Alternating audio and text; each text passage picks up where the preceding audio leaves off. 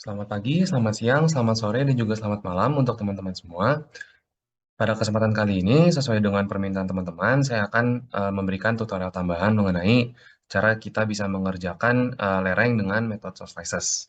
Jadi, pertama-tama, kita harus membahas lebih dahulu bagaimana kita bisa menggunakan metode soft slices ini. Jadi, metode soft slices itu merupakan salah satu metode untuk kita bisa mengevaluasi keamanan dari stabilitas lereng.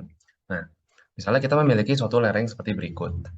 Dan dari lereng ini, kita harus menentukan terlebih dahulu bagaimana kita bisa menganalisisnya dengan menentukan bidang keruntuhan percobaan atau trial slip surface. Nah, misalnya trial slip surface yang kita gunakan adalah sebagai berikut. Nah, dari trial slip surface ini, metode slices mengharuskan kita membaginya menjadi beberapa segmen atau beberapa potongan, seperti berikut. Nah, berikutnya saya akan membahas mengenai bagaimana kita bisa mendapatkan nilai-nilai atau komponen-komponen pada rumus faktor keamanan metode slices. Rumus faktor keamanan dari metode slices bisa kita jabarkan sebagai berikut. Dan seperti yang teman-teman lihat pada rumus ini, terdapat beberapa komponen yang memiliki N di belakangnya, seperti delta Ln, Wn, cos alpha N, dan juga sin alpha N. Hal ini menandakan bahwa dalam perhitungan faktor keamanan, kita harus berfokus pada setiap dari slices yang kita gunakan untuk menentukan nilai-nilai dari delta L, W, dan juga cos alpha dan sin alpha ini. Sehingga kita harus bekerja dalam slices. Sebagai contoh, misalnya saya memiliki lereng, dan lereng ini saya bagi menjadi 3 slices. Oleh karena itu, rumus dari faktor keamanan ini bisa saya kembangkan seperti berikut. Misalnya, untuk yang slices pertama, itu bisa kita jabarkan sebagai berikut. C aksen delta L1, W1, cos alpha 1, dan juga sin alpha 1. Selanjutnya, untuk slices yang kedua, bisa saya jabarkan sebagai berikut. Delta L2, W2, cos alpha 2, sin alpha 2. Dan untuk slices yang ketiga, bisa saya jabarkan sebagai berikut. Delta L3, W3, cos alpha 3, dan juga sin alpha 3. Selanjutnya, kita akan menentukan bagaimana caranya kita bisa menghitung nilai alpha n, delta ln, dan juga wn. Nah, oleh karena itu, kita perlu menzoom in suatu slices yang kita peroleh pada slide pertama tadi. Misalnya slices yang berwarna merah ini. Tinjauan pertama kita itu adalah bagaimana kita bisa menentukan sudut atau kemiringan dari slices atau alpha n. Nah, kemiringan dari lereng ini bisa kita peroleh dengan dua cara. Yang pertama, yaitu dengan menarik sudut dari garis horizontal. Yang kedua itu adalah dengan menarik sudut dari garis vertikal. Adapun konvensi dari pengambilan sudut kemiringan slices ini adalah sebagai berikut. Jadi, bila mana kita mengambilnya itu secara berlawanan jarum jam dari garis vertikal atau horizontal, maka nilainya positif.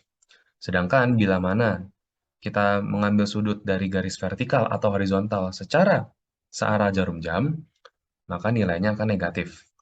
Untuk contoh soalnya akan dibahas pada segmen video selanjutnya.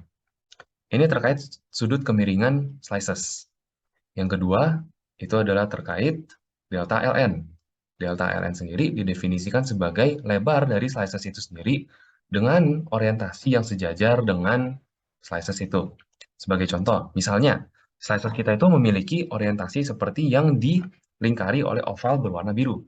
Oleh karena itu, pengukuran kita pun juga memiliki arah yang sama. Sehingga delta Ln di sini bukanlah proyeksi dari lebar slices ini. Gitu. Lalu yang ketiga itu adalah bagaimana kita bisa menentukan WN atau berat dari slices. Berat dari slices sendiri itu bisa kita tentukan dengan mengalihkan gamma dengan slices area. Di segmen selanjutnya, saya akan mengajarkan teman-teman bagaimana kita bisa mendapatkan slices area dengan bantuan perangkat lunak AutoCAD.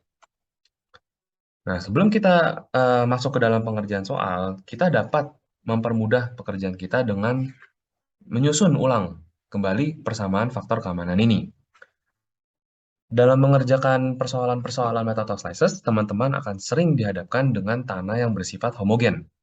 Tanah yang bersifat homogen itu diartikan sebagai tanah yang memiliki C aksen dan V aksen yang bernilai konstan.